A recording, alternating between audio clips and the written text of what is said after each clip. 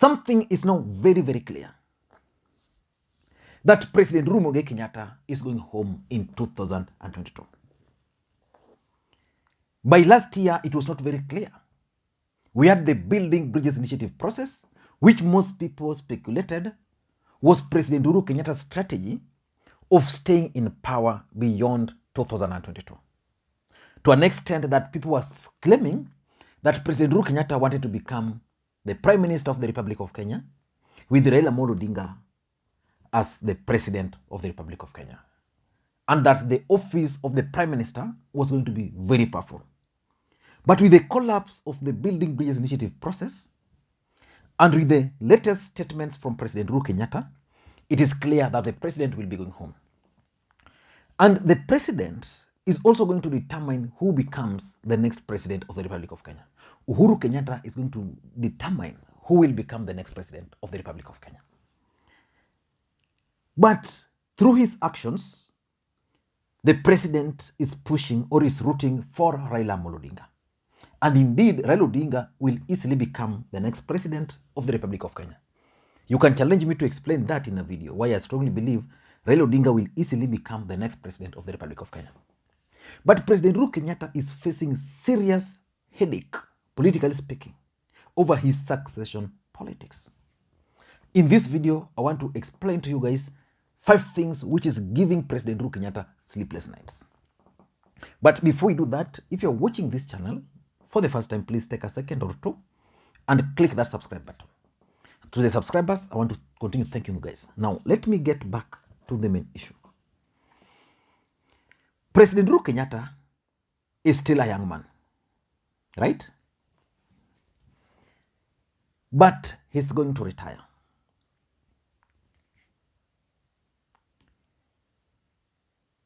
What does that mean for President Uhuru Kenyatta? And by the way, yesterday I saw a photo of Raila Odinga visiting Mathu Wamai, and I was like, everything is vanity. That was a guy who was very strong when I started following politics as a young boy. I used to see him with Moi Kibaki most of the time. But I saw him now on a wheelchair, very old. Yeah, and even Uhuru appointed this guy the other day. Was it 2 years ago? He was still serving in government. Yeah, but Uhuru Kenyatta is going home. What does that mean for him? It means that he must have a legacy to leave.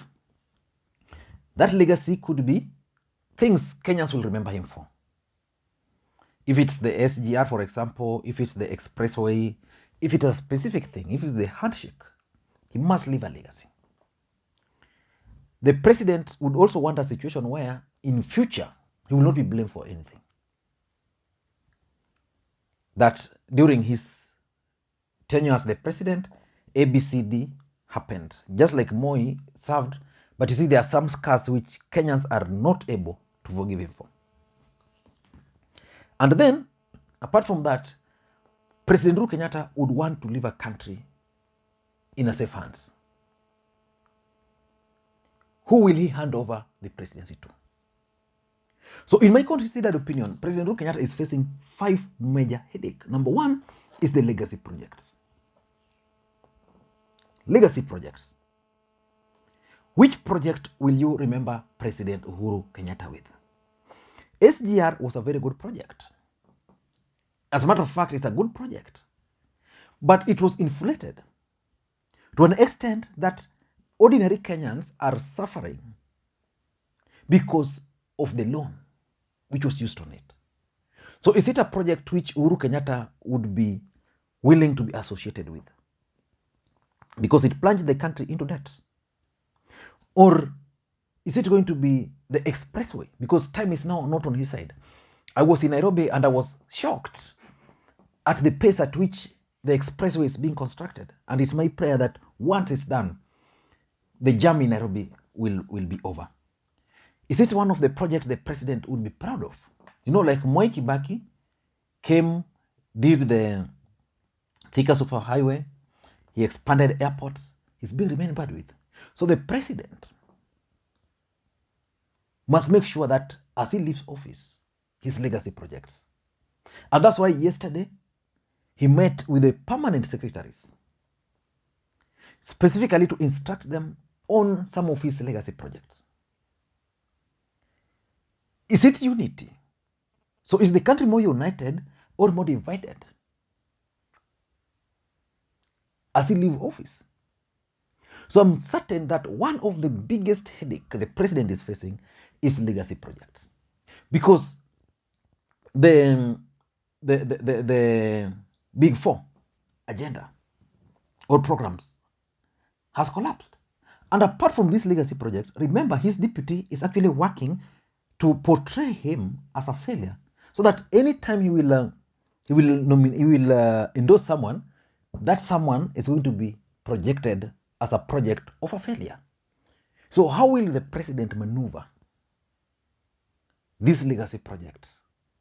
Indeed, in central Kenya, when the deputy president went initially, he went and succeeded because the president had not done much, in quotes, to the people of the larger Mount Kenya region. So the president came up with a subcommittee of cabinet and focused on a few projects there, like that Mau Mau Road and several others. Most of them are being concluded and they are now visible. So Ruto, for example, can no longer talk about those failed projects in the larger Mount Kenya region. He can only talk positive about the president projects. So the first thing is the legacy project. What will President Uhuru Kenyatta be remembered with? Number two, which I know is also worrying the president, is the Mount Kenya voting bloc. You know, even as Uhuru Kenyatta is going home, he would have wanted a situation where he remains the Jubilee leader. And not just a Jubilee not just a Jubilee leader. He needed to have control of the masses in the larger Mount Kenya region. President Uhuru Kenyatta is saying that he's going to support Raila Odinga for the presidency, which is a good thing. By now, it would have been very clear that the president is able or is capable of delivering this percentage of voters. The deputy president was at 80, 90. The only good thing for the president is that those figures are reducing. Like I'm told, there's an opinion poll which was done in Kiambu latest, and that opinion poll for the first time is showing Raila Odinga ahead of Ruto in Kiambu County, but in the rest of Mount Kenya, the DP is still ahead. So can the president succeed in delivering the mountain to, say, Raila Odinga, or say to whoever he wants to deliver it to? So that Mount Kenya voting bloc is also worrying the president. Why? Because the president is the guy who intoxicated the minds of the people down there, how Raila Odinga is bad. Then, of course, from their statements, they believe that they confuse the people and it will be upon them to go and correct that. I've heard Kimemias say the same. I've heard Murade say the same the other day, and others, that it's them who lied about Raila. But the fact is, those lies got into the minds of the people there. So people might view them as jokers, that they lied to them. So the second thing which is disturbing President Uhuru Kenyatta is the Mount Kenya voting bloc. Who is going to be Raila Odinga's running mate, for example? Who? And who can deliver the votes? The third thing, the third headache, and this is the biggest headache the president is facing, is the NASA core principles. You know, the NASA core principles decided not to attend Raila Odinga's event. That must have been another blow for both Raila and President Uhuru Kenyatta. Uhuru Kenyatta has tried the much he can, for example, to bring the NASA coalition together. He even told them that if you can identify a single guy, then we can support. But the worry of the president is that there's none who can defeat Ruto other than Raila Odinga. And it will be easy for Raila Odinga to defeat Ruto if the core principles, the former NASA core principles, are together. But these guys are saying, no, it's not going to be like that. We were with this guy, he betrayed us. So that's the biggest challenge. He has even showed them that the opinion poll from the National Intelligence Service is this one. You can't, you can't. The only person who can is this guy. Why don't you run it? There's a determination, for example, to ensure that Musalia Mudavadi is not with Raila Odinga. That Musalia Mudavadi will be on the ballot. That's a headache. Because if the president wants to leave a united country, then he can't succeed in uniting Raila, Mudavadi, Kalonzo. Then what unity is he going to talk about? Very difficult. So the NASA core principles is the other headache which the president is dealing with. The fourth headache is the betrayal tag. You know, there's always a saying in this country that Kikuyus cannot vote for someone else who is not one of them. That has been happening because all through, we have always had a credible Kikuyu candidate or candidates.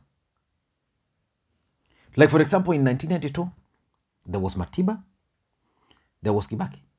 1997, there was Kibaki. Who else? In 2002, there was Uhuru, there was Kibaki. 2007, there was Uhuru. 2013, there was Uhuru. 2017, so far, there is no serious candidate from the Kikuyu nation. So the Kikuyus are saying that because they promised Ruto the presidency, let us vote for him. Because if we don't do that, we will be viewed as people who can always betray the rest. Uhuru Kenyatta personally promised the deputy president that he was going to support him. He's now not going to support him. He will be viewed as someone who betrayed his deputy. And that's something which is actually stopping the president most of the time from dealing with the DP. The fact that the DP supported him and everybody knows that. The other truth is that probably that support was bought. There are those who say that President Uhuru Kenyatta actually bought Ruto to support him. But it will still amount to betrayal. So how can he deal with that betrayal? Because the moment he will announce that he's going to support Raila Odinga, Ruto can go to the ground there and tell these people, sasa mimi nimekosea nini? Is it because I'm poor? Or is it because I come from a background of, things like those? And lastly, maybe it is a strategy, is the collapse of Jubilee in the larger Mount Kenya region. And also the acceptability of ODM as a political party in the larger Mount Kenya region. How will President Uhuru Kenyatta sell Raila Odinga as a presidential candidate and campaign for other small political parties? I'm getting the drift why Azimio la Umoja coalition is going to be formed.